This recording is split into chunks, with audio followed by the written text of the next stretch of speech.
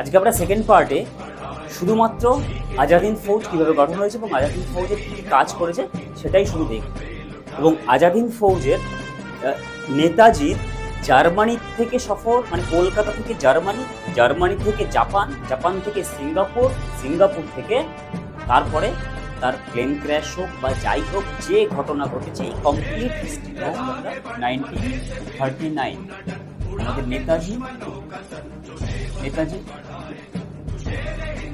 এই দুটো আইএনসি কংগ্রেসের প্রেসিডেন্ট হয়েছিল। আমার লাস্ট ভিডিওতে আমি এখানেই শেষ করেছিলাম যে এখানে প্রেসিডেন্ট হয়েছিলেন। 39-এর প্রেসিডেন্টশিপ তিনি পদত্যাগ করেন 1939-এ তিনি পদত্যাগ করেন, নিজের ফরওয়ার্ড ব্লক কি গঠন করেন? Forward block.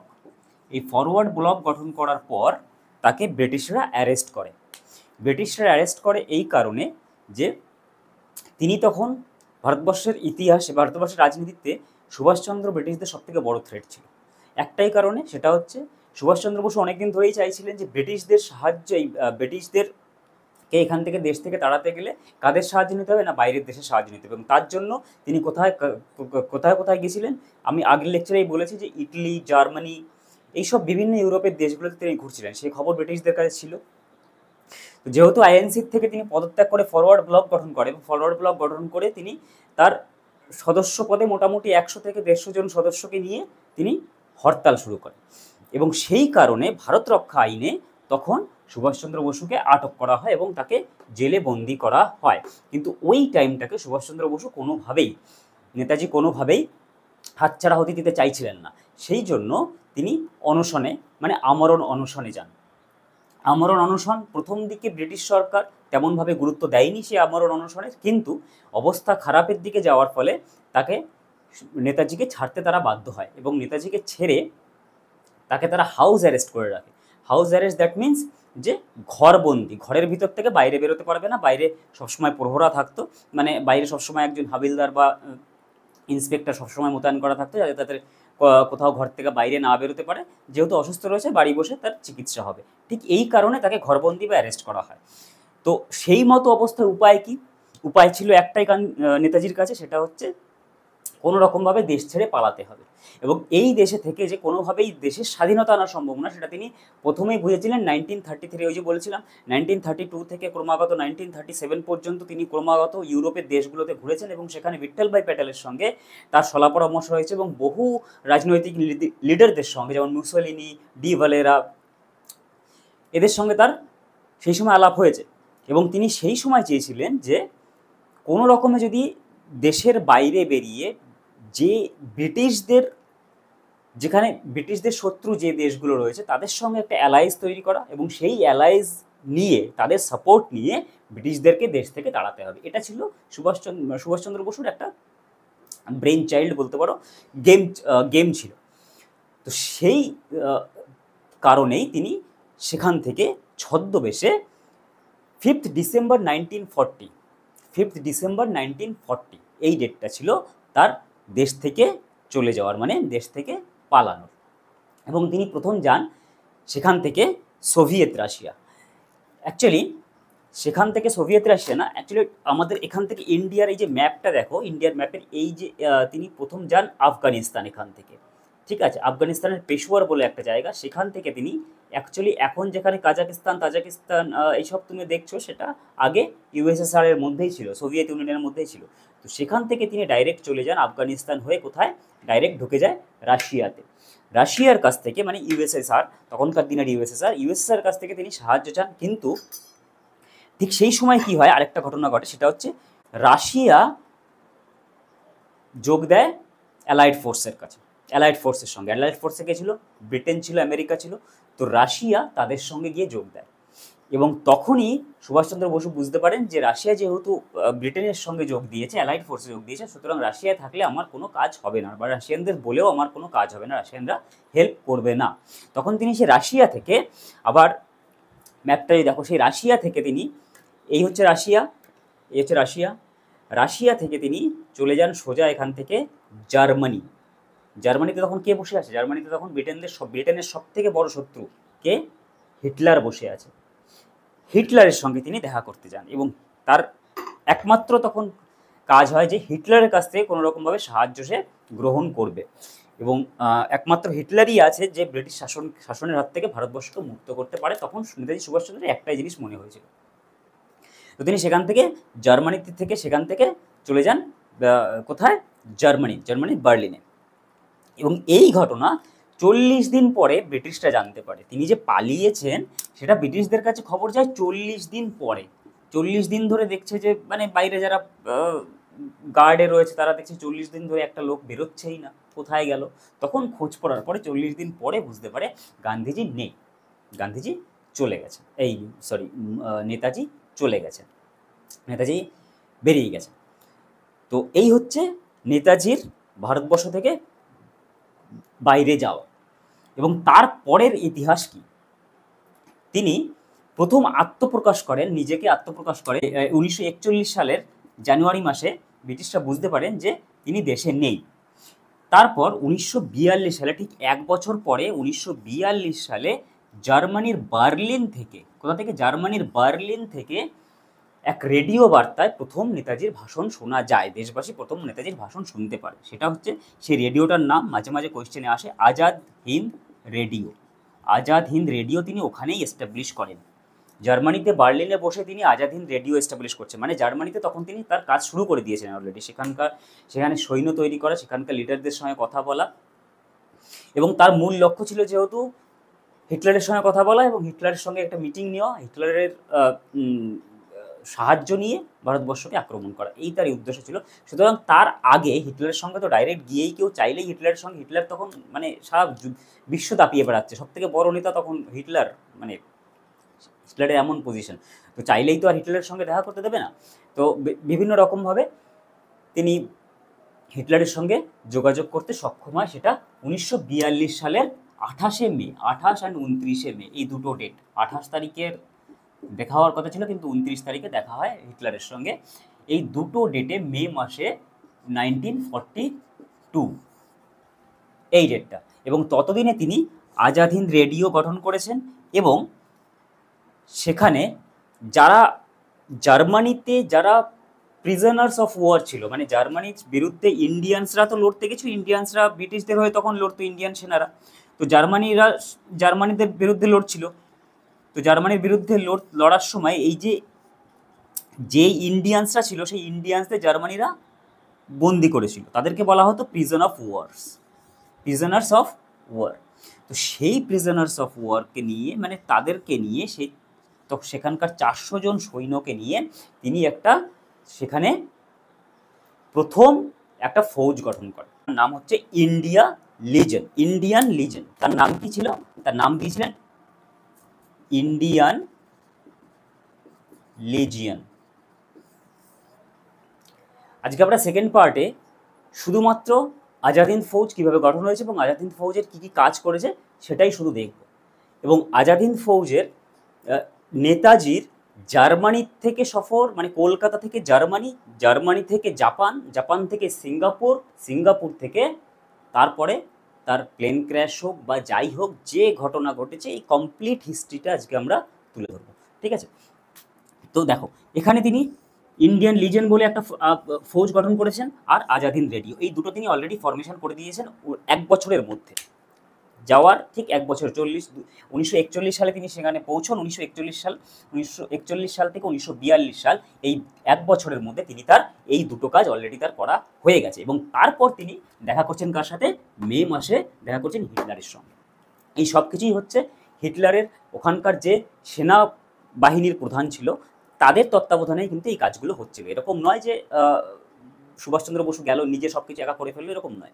তিনি সেখানকার, কারণ নাৎজি বাহিনী বলা হতো, হিটলারের বাহিনীকে নাৎজি বাহিনী বলা হতো। নাৎজি বাহিনীর সেরা যে প্রধান ছিলেন, সেনাপতি ছিলেন, প্রধান ছিলেন, তাদেরকে নিয়ে, সেনাধ্যক্ষ, তাদের সাহায্য নিয়েই তিনি এই কাজগুলো ওখানে বসে করছিলেন।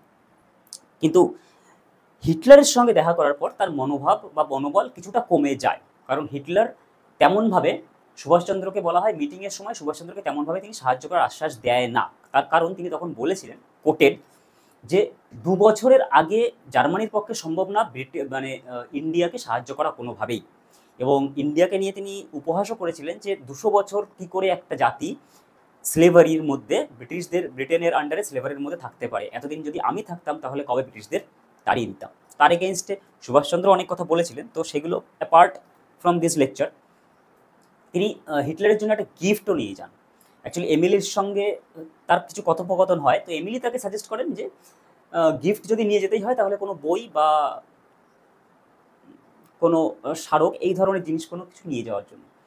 তো তিনি বুদ্ধদেবের একটি মূর্তি নিয়ে যান, মানে বুদ্ধের একটি মূর্তি নিয়ে যান, এবং সেটি তিনি হিটলারকে গিফট করেন। তো হিটলারকে গিফট করার পরে হিটলার চিনতে পারেনি, স্বভাবতই হিটলার চিনতে পারেনি। হিটলার অনেকক্ষণ দেখে ঠেকে বলে যে হু ইজ দিস রেসলার, মানে ধ্যানরত অবস্থায় বুদ্ধের মূর্তি তিনি নিয়ে যান। তো দেখে বলে তার মনে হয়েছিল যে রেসলার ফেসলার কিছু হবে। তো সুভাষচন্দ্র তখন বলেছিলেন যে ইনি হচ্ছেন অহিংসার প্রথম প্রচারক, অহিংসার যে এবং বুদ্ধিজমের প্রচারক হচ্ছে ইনি। তো যখনই অহিংসার কথা, নন ভায়োলেন্সের কথা শুনি, তখন তিনি বলেছিলেন তাহলে কি মহাত্মা গান্ধীর সিনিয়র না জুনিয়র? তো তিনি সুভাষচন্দ্র বসু তার প্রত্যুত্তরে বলেন যে আমাদের সবার সিনিয়র হচ্ছেন ইনি। তো যাই হোক, মিটিং চলাকালীন সুভাষচন্দ্র বসু বুঝতে পারেন যে এতে ফ্রুটফুল রেজাল্ট কিছু আসবে না, এবং হিটলারও সেই মিটিংয়ের মধ্যেই, পুরো টোটাল জার্নাল যেটা আমি পড়েছিলাম সেই মিটিংয়ের মধ্যেই হিটলার তাকে আশ্বস্ত করেছিলেন যে আপনার বেঁচে থাকাটা খুব দরকার, এবং আপনাকে যদি আমরা এখান থেকে ফ্লাইটে বা কোনো রকম যুদ্ধ বিমানে পাঠাই তো ব্রিটিশদের চান্স আছে ব্রিটিশরা তাকে ধ্বংস করে দেওয়ার বা নামিয়ে নেওয়ার। আপনি একটা কাজ করুন, সাউথ ইস্ট এশিয়ায় আমাদের যে অ্যালাই আছে জাপান, তখন অ্যাক্সিস ফোর্সের সঙ্গে কে কে রয়েছে, ইটালি রয়েছে, জার্মানি রয়েছে, আর জাপান রয়েছে। তো জাপান তখন অলরেডি এদিকে সিঙ্গাপুর দখল করা শুরু করে দিয়েছে, সিঙ্গাপুরের দিকে ঢোকা শুরু করে দিয়েছে, সিঙ্গাপুর, তাইওয়ান এইসব দখল করা শুরু করছে। তো জাপান তখন সাউথ ইস্ট এশিয়ার সব থেকে বড় শক্তি হচ্ছে জাপান। আর ব্রিটিশদের যে ঘাটিগুলো ছিল, মানে ইন্দোনেশিয়া, সিঙ্গাপুর, এইসব যে বেল্টগুলো ছিল, এইসব দ্বীপগুলো যেগুলো ছিল সব ব্রিটিশদের ঘাটি ছিল। সেই ব্রিটিশদের ঘাটিগুলো থেকে ব্রিটিশদের তাড়াচ্ছিল এক এক করে জাপান। তো তখন হিটলারই তাকে বলেন যে আপনি সাবমেরিনে করে এখান থেকে, এবং রুট দেখিয়ে, তার যে ঘরে কনফারেন্সটা হচ্ছিল সেই ঘরটা স্টাডি রুম বলে, সেই ঘরে একটা ইউরোপের পুরো বড় একটা ম্যাপ ছিল, আর জার্মানির একটা ম্যাপ ছিল। তো পুরো ইউরোপ নিয়ে ওয়ার্ল্ডের পুরো ম্যাপ, সেখান থেকে তিনি দেখিয়ে বলেন যে এই রুটে আপনি কেপ অফ গুড হোপ, মানে ঠিক এই রাস্তাটায়, আমি যদি ইয়েতে বলি তাহলে হচ্ছে এখান থেকে এখানে রয়েছে জার্মানি, এই হচ্ছে জার্মানি, এখান থেকে যাবে এই দিক দিয়ে হয়ে সাউথ ইস্ট এশিয়া, মানে জাপান হচ্ছে এইখানে, এখানে যাবে। তার মানে এখান থেকে ঘুরে আমাদের যেতে হবে, এখান থেকে ঘুরে কেপ অফ গুড হোপ হয়ে, মানে ইয়ের সাউথ আফ্রিকায় যেটা কেপ অফ আফ্রিকার কেপ অফ গুড হোপ এই জায়গাটাতে, এখান থেকে ঘুরে যেতে হবে এইখানে। তো সাবমেরিনে করে যাওয়াটাই সব থেকে বেস্ট বলে তিনি তাকে অ্যাডভাইস করেন, এবং সেটাই হয়। তিনি 1942 এর ফেব্রুয়ারি মাসে, এই 1942তেই তিনি অক্টোবর মাস নাগাদ তিনি সেখান থেকে রওনা দেন, এবং তিনি এসে পৌঁছন কোথায় না, তিনি এসে পৌঁছন সাউথ ইস্ট এশিয়ার। আর এখানে সিঙ্গাপুর, জাপান তখন আরেকটা ফেজ চলছে, মানে আইএনএর ফরমেশন কিন্তু অলরেডি, মানে সুভাষচন্দ্র কিন্তু আইএনএর ফরমেশন ফর্ম করেননি Subhash Chandra Basu. Indian national army, that means Azad Hind ফৌজকে গঠন করেছিল কিন্তু আরেকজন, তার নাম ছিল হচ্ছে ক্যাপ্টেন মোহন সিং। তিনি আইএনএ গঠন করেন। ক্যাপ্টেন মোহন সিং 1942 খ্রিস্টাব্দের ফেব্রুয়ারি মাসে আইএনএর গঠন করেন। ক্যাপ্টেন মোহন সিংকে, ক্যাপ্টেন মোহন সিং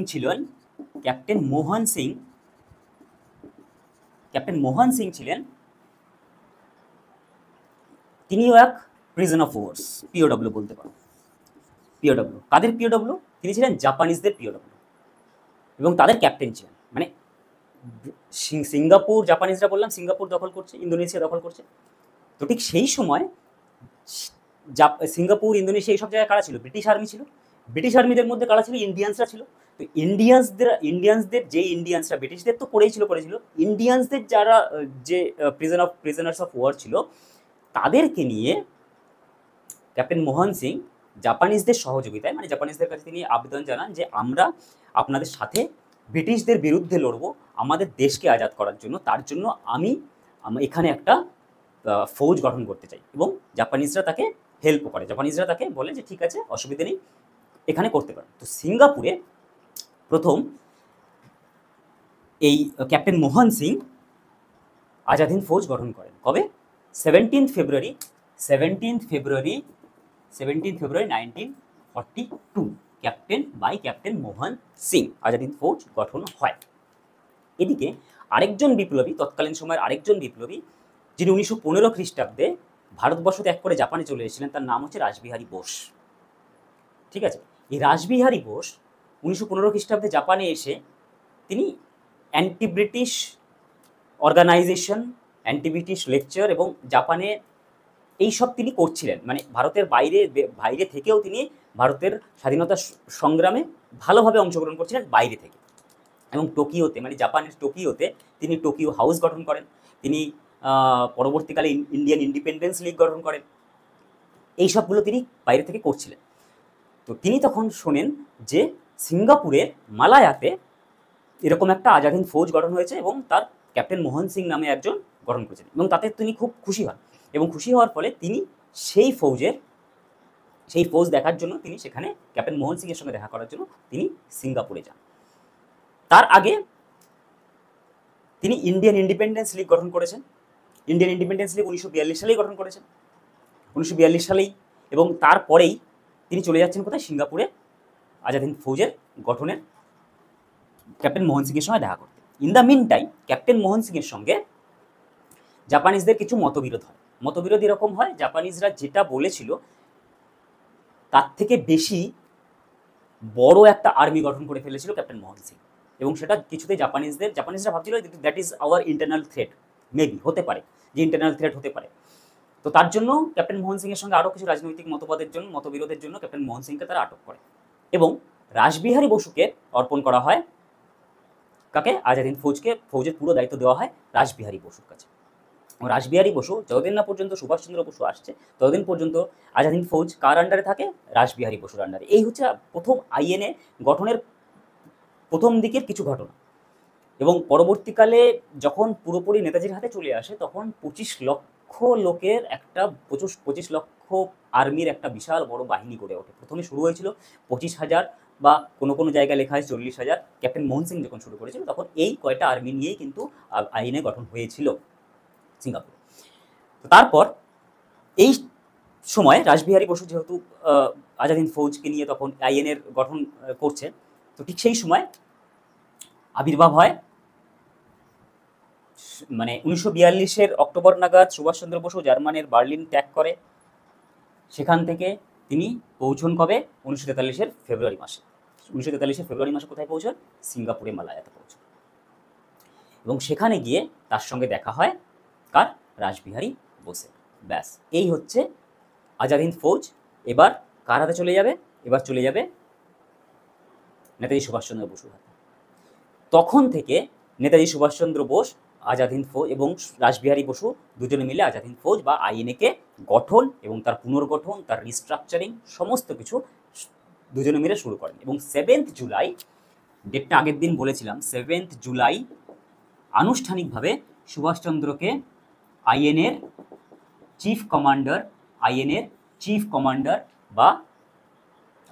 কমান্ডার ঘোষণা করা হয় এবং রাসবিহারী বসু আইএনএর সমস্ত দায়িত্ব অর্পণ করেন কার হাতে? নেতাজির হাতে, নেতাজি সুভাষচন্দ্র বসুর হাতে। এই হচ্ছে আইএনএর প্রথম নেতাজির হাতে আসা। আইএনএকে তিনি নিজের মতো করে এবার সাজানোর চেষ্টা করেন, এবং বললাম যে 25 লাখ আর্মি, শুধুমাত্র প্রিজনার্স অফ ওয়ার দিয়ে তিনি দেখলেন যে পুরোপুরি হবে না। তখন তিনি ওখানকার লোকাল যে মানে ইন্ডিয়ান পিপল ছিল তাদের কাছে আর্জি জানান, এবং দলে দলে লোক এসে নেতাজির ওই আইএনএতে তারা এনলিস্টেড হয় এবং একটা বিশাল বড় ফোর্স, এবং ভারতবর্ষের প্রথম মহিলা উমেন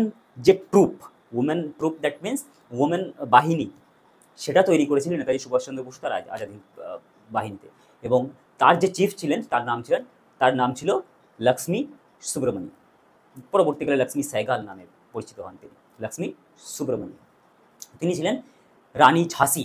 তিনি এই রেজিমেন্টগুলোকে না প্রত্যেকটা তিনি ওই রিস্ট্রাকচারিং হচ্ছে আজাদ হিন্দ বাহিনীর, তো রিস্ট্রাকচারিং হওয়ার সময় প্রত্যেকটার এক একটা করে নাম দিতেন, কোনোটার মহাত্মা গান্ধী রেজিমেন্ট, কোনোটা নেহেরু রেজিমেন্ট, কোনোটা সুভাষ রেজিমেন্ট, কোনোটা রানী ঝাঁসি রেজিমেন্ট। তো রানী ঝাঁসি রেজিমেন্ট ছিল ওমেনদের বাহিনী, মানে মহিলাদের যে বাহিনীটা ছিল তার নাম ছিল রানী ঝাঁসি রেজিমেন্ট। তো তার প্রধান কে ছিল? লক্ষ্মী সুব্রমণিয়াম। তারপর সিঙ্গাপুরের মালায়াতেই গঠন করা হয় provincial government. 21 October provincial government. Provincial government মানে হচ্ছে আজাদ হিন্দ সরকার, Azad Hind government, provincial government. কবে? 21 অক্টোবর। ডেটটা খুব ইম্পর্টেন্ট। 21 অক্টোবর 1944। 21 অক্টোবর 1943-তে প্রভিন্সিয়াল গভর্নমেন্ট তৈরি হয়। কোথায়? সিঙ্গাপুরে। পরপর হচ্ছে প্রভিন্সিয়াল গভর্নমেন্ট মানে, এবং সেই প্রভিন্সিয়াল গভর্নমেন্টের প্রাইম মিনিস্টার বলো, চিফ বলো, সব ছিলেন সুভাষচন্দ্র বসু। এবং সেই তার নেতৃত্বেই সেই প্রথম, তখন তোমরা আমায় রক্ত দাও আমি তোমাদের স্বাধীনতা দেবো, এই মানে বাণী তিনি সেখানেই বলেন। এবং তারপর আজাদ হিন্দ যে ফৌজ ছিল তাদের অফিসিয়াল স্লোগান কি ছিল?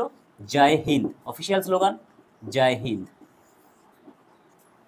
এবং সেখান থেকে 1944 সালের জানুয়ারি মাসে তাদের ফার্স্ট ট্রুপ যাত্রা শুরু করে রেঙ্গুনের উদ্দেশ্যে। সিঙ্গাপুর থেকে রেঙ্গুনের উদ্দেশ্যে যাত্রা শুরু করে। এবং রেঙ্গুনের থেকে তাদের টার্গেট ছিল, রেঙ্গুন থেকে কোথায় যাবে? বার্মা থেকে মণিপুরের ইম্ফল হয়ে সোজা তারা ঢুকবে ইন্ডিয়াতে, এবং সেখানে তাদের ফার্স্ট গভর্নমেন্ট তৈরি করবে। তো এই টার্গেট নিয়ে তারা বেরোয় এবং সাকসিডও। 18 মার্চ 1944-এ শাহনওয়াজের নেতৃত্বে, শাহনওয়াজ ছিলেন ওই দলের নেতৃত্ব দিচ্ছিলেন কমান্ডার শাহনওয়াজ। তো শাহনওয়াজের নেতৃত্বে 1944-এর 18 মার্চে তারা ইম্ফল হয়ে মণিপুরের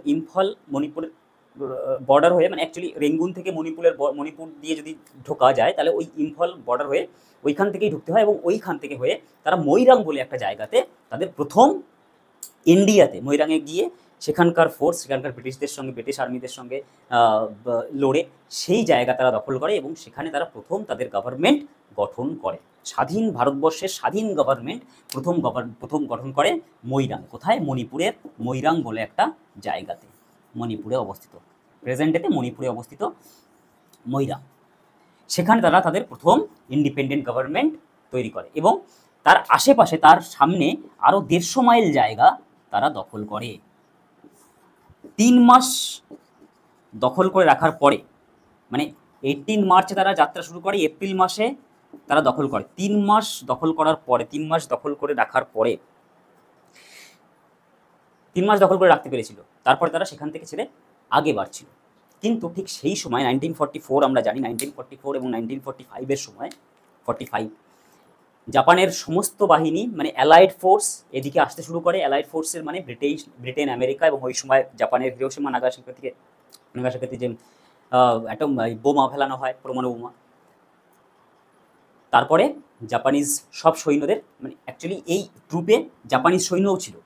এর মধ্যে আরেকটা ঘটনাও ঘটে, সেটা হচ্ছে জাপানিজরা আজাদ হিন্দ ফৌজকে পুরো ফুল সাপোর্ট করে, এবং জাপানিজ ট্রুপও, মানে জাপানিজ সেনাবাহিনীও আজাদ হিন্দ ফৌজে ছিল।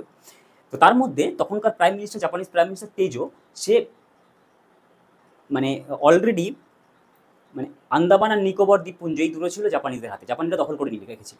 তো সেই দুটো আজাদ হিন্দ সরকারকে, মানে যখনই 21 অক্টোবর প্রভিন্সিয়াল গভর্নমেন্ট তৈরি হচ্ছে, আজাদ হিন্দ সরকার গঠন হচ্ছে, তখন এই দুটো দ্বীপকে সুভাষচন্দ্রের হাতে দিয়ে দেওয়া হয়, এবং সুভাষচন্দ্র তাদের নাম বদলে, দুটো দ্বীপের নাম বদলে রাখে শহীদ আর স্বরাজ। কি? শহীদ আর স্বরাজ। WBCS পরীক্ষায় বারবার এই কোয়েশ্চেনটা এসছে। আন্দামান নিকোবরের আগের নাম কি ছিল? সুভাষচন্দ্র বোস কী নাম দিয়েছিলেন? শহীদ আর স্বরাজ। তো এটা তার আগের ঘটনা।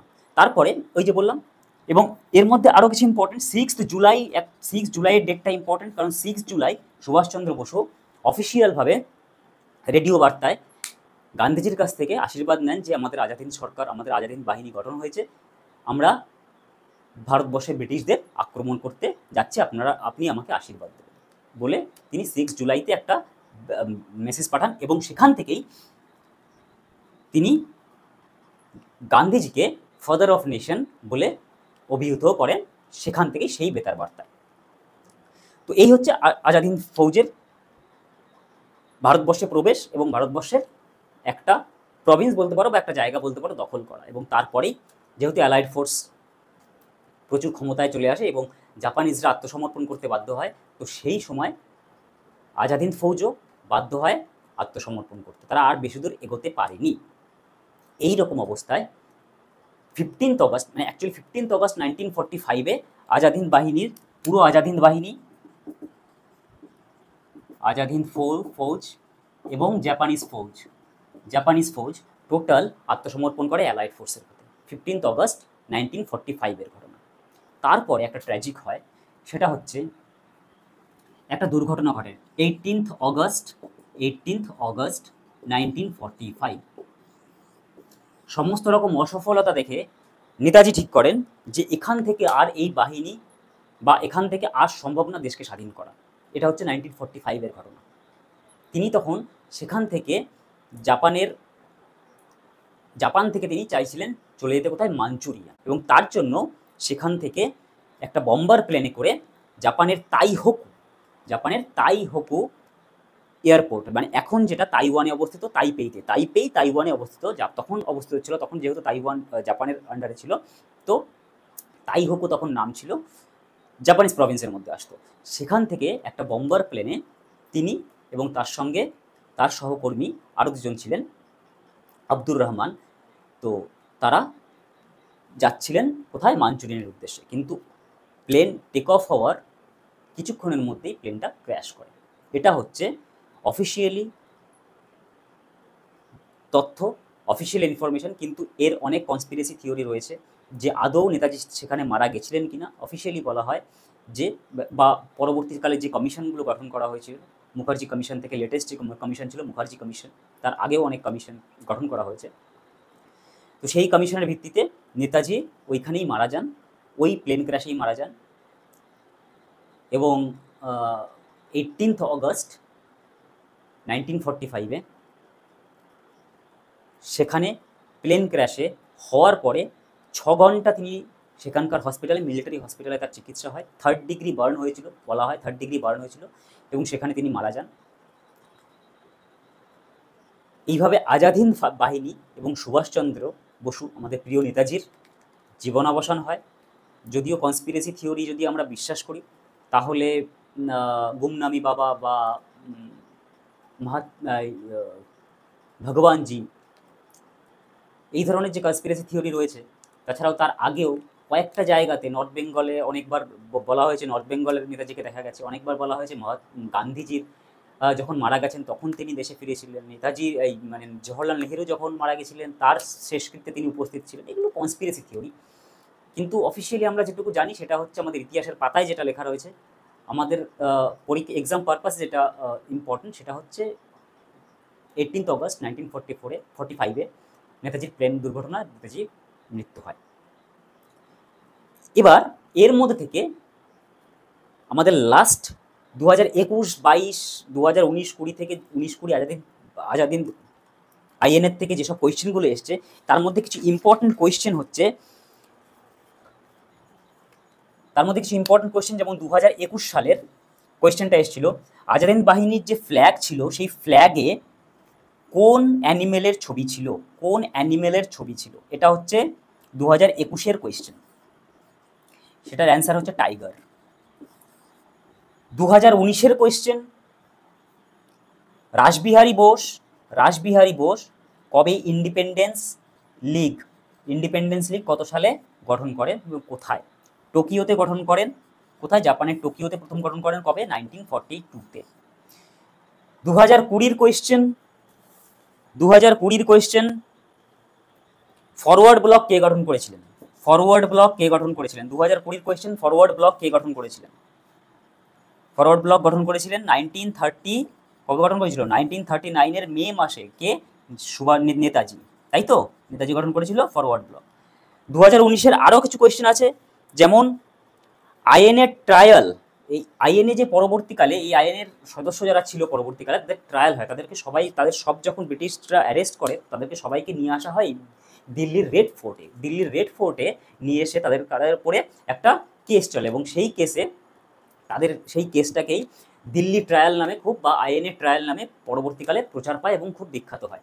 এবং সেই ট্রায়ালে সবাইকেই মোটামুটি আজাদ হিন্দ বাহিনীতে যারা যারা ছিল সবাইকেই সে মুক্ত করা হয়, কিছুজন বাদ দিয়ে সবাইকে মুক্ত করা হয়। এবং সেটা হয়েছিল নিউ দিল্লির রেড ফোর্টে। তো সেটা কত খ্রিস্টাব্দে হয়েছিল? সেটা হয়েছিল 1945-এ। কত খ্রিস্টাব্দে? এই কোয়েশ্চেনটা এসেছিল, কত খ্রিস্টাব্দে হয়েছিল? সেটা হয়েছিল 1945-এ। আরেকটা গঠন হয়েছিল, আরেকটা প্রভিন্সিয়াল, আরেকটা কোয়েশ্চেন 2019-এর আরেকটা কোয়েশ্চেন, প্রভিন্সিয়াল গভর্নমেন্ট যেটা বললাম, এই যে প্রভিন্সিয়াল গভর্নমেন্ট যেটা বললাম, সেটা প্রভিন্সিয়াল গভর্নমেন্ট কত সালে কোথায় গঠন করা হয়েছিল? কোথায় গঠন করা হয়েছিল? সিঙ্গাপুরে। কোন ডেটে? 21শে অক্টোবর 1943। তাহলে একটা এই টপিক থেকে মোটামুটি প্রত্যেক বছর 2 থেকে 3টে কোয়েশ্চেন WBCS এবং বাদ বাকি সমস্ত এক্সামে 1-2 কোয়েশ্চেন নেতাজি সুভাষচন্দ্রের উপরে। আমার আগের লেকচার এবং আজকের লেকচার, 2টো লেকচার মিলিয়ে 2-3টে কোয়েশ্চেন কিন্তু তোমাদের কভার হচ্ছেই। এই হচ্ছে নেতাজির সম্পূর্ণ কাহিনী এবং আইএনের সঙ্গে নেতাজির সূত্রপাত, আইএনের সঙ্গে নেতাজির সম্পর্ক।